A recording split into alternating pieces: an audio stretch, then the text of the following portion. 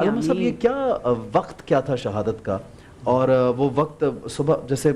ضربت تو 19 رمضان کو لگی، تو وقت کیا تھا شہادت کا؟ یہ نماز فجر؟ جی دو روایتیں ہیں، مشہور یہ ہے کہ وہ فجر کا وقت تھا، لیکن بعض روایات کے اندر یہ کہ نماز شب پڑھنے کے لیے تشریف لے گئے جی یہ بھی ہے، اور شہزادی ام کلثوم کے گھر پر موجود تھے اس وقت تک، افطار شہزادی کے گھر پر کیا تھا۔ اور دیکھیں بیٹیوں کی خواہش یہ ہوتی ہے کہ باپ کے لیے جو گھر کے اندر بہتر سے بہتر کھانا بنا ہوا وہ پیش کر دیا جائے۔ اب دیکھتے ہیں کہ مولا علی کی بیٹی کے گھر پہ کیا کھانا بہتر سے بہتر بنا ہوا ہے۔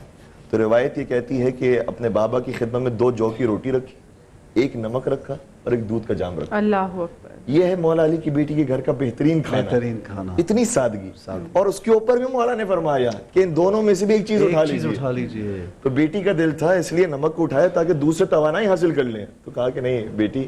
دودھ کو اٹھا لو، میں نمک سے افطار کروں گا۔ اور افطار بعد میں فرمایا، پہلے نماز انجام دی، پہلے نماز پڑھی، پھر افطار کیا اور 3 لقموں کا افطار کیا، پھر عبادت کرنے کے لیے تشریف لے گئے اور ساری رات عبادت کرتے رہے۔ گھر سے باہر نکلا کرتے تھے اور ستاروں کو دیکھا کرتے تھے، وہ فرماتے تھے ما کذبت ولا کذبت، نہ مجھ سے جھوٹ بولا گیا ہے اور نہ ہی میں اس بات کی تکذیب کر سکتا ہوں۔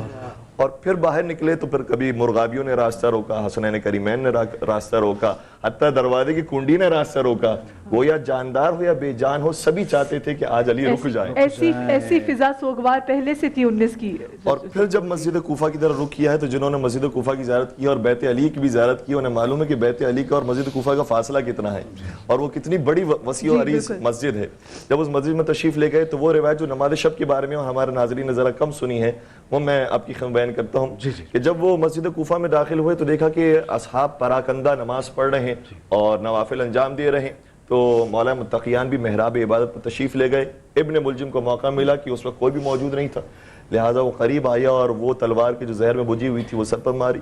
مولا علیہ السلام نے اشاروں کے ساتھ نماز کو مکمل کیا، تلوار مار کر وہ جب بھاگنے لگا تو اصحاب نے اسے پکڑ لیا، اور پکڑ کر جب لے کر آئے تو دیکھا کہ مولا علی علیہ السلام کا سر اقدس امام حسن مجتبیٰ کی آغوش میں، اور امام حسن روتے جا رہے ہیں اور مولا علی کی آنکھیں بند ہیں۔ جیسے کچھ قطرے مولا علی کے چہرے مبارک پر گرے اور دیکھا کہ امام حسن رو رہے ہیں تو فرمایا اے حسن روتے کیوں ہو؟ دیکھو ہاذا رسول اللہ وہذہ فاطمہ وہذا اخی جعفر وہذا عمی حمزہ، دیکھو رسول اللہ لینے کے لیے آ گئے، دیکھو فاطمہ زہرا لینے کے لیے آ گئی، دیکھو جعفر طیار لینے کے لیے آ گئے، حمزہ سید الشہداء لینے کے لیے آ گئے۔ اور پھر امام حسن کے ساتھ اور اصحاب کے ساتھ جب بیت الشرف پہنچے تو کہا اصحاب تمہارا بہت شکریہ، تم نے سہارا دیا علی مرتضیٰ کو اور تم نے بیت الشرف تک پہنچا دیا، لیکن اب اپنے اپنے گھروں میں چلے جاؤ۔ وجہ نہیں بیان کی کیونکہ نام لانا بھی وہ مناسب نہیں سمجھتے تھے کہ اپنی بیٹیوں کا نام اپنی زبان پر لے کر آئے، لیکن سب جانتے ہیں کہ جب باپ اس حالت میں اپنی بیٹی کے گھر میں جائے گا تو باپ کی کیفیت کیا ہوگی۔ اس لیے روایت بھی کہتی ہے کہ صرخت زینب، شہزادی زینب کبریٰ نے اپنے باپ کی اس حالت میں دیکھ کر چیخ ماری، تو اسی لیے پہلے ہی اصحاب کو دور کر دیا تھا کہ تم چلے جاؤ کہ میری بیٹیوں کی آواز بھی کوئی نامحرم نہ دیکھے۔ یہ پردے کا یا امیر المومنین، آج کوفہ کے اندر آپ نے اپنی بیٹیوں کی آوازوں کا بھی پردہ رکھا ہے، کل اسی کوفہ میں انہی زینب ام کلثوم کو وہی مخنہ و چادر کوفے کے دربار میں پیش کیا جائے گا۔ اور جب تشریف لائے ہیں اصحاب ویسے تو چلے گئے، ایک تھے صحابی جن کا نام ہے ازبق بن نباتہ، وہ جاتے نہیں تھے، تو امام حسن تشریف لائے، کہا کہ کیوں نہیں جاتے؟ کہا کہ میں زندگی میں ایک مرتبہ اور دیدار کرنا چاہتا ہوں علی مرتضیٰ کا، مجھے ایک اور ملاقات نصیب دے دو۔ تو ازبق بن نباتہ کو اجازت مل گئی، آئے مولا متقیان کی خدمت میں۔ اس وقت مولا علی نے ازبق کو دے کر یہ جملہ شاہ فرمایا سلونی قبل ان تفقدونی، مجھ سے سوال کرو قبل اس کے کہ تم مجھے کھو بیٹھو۔ ازبق بن نباتہ نے سوالات کیے، وہ بھی روایات کے اندر موجود ہیں، اور پھر اسی طریقے سے دن گزرنے لگے اور پھر وہ ایام آگے کہ جو آج کے دن ہے۔ ظاہر سی بات ہے کہ جو چیز سامنے موجود ہوتی ہے اس کی کیفیت اور ہوتی ہے، جو گزر جاتی ہے وہ تو گزر جاتی ہے۔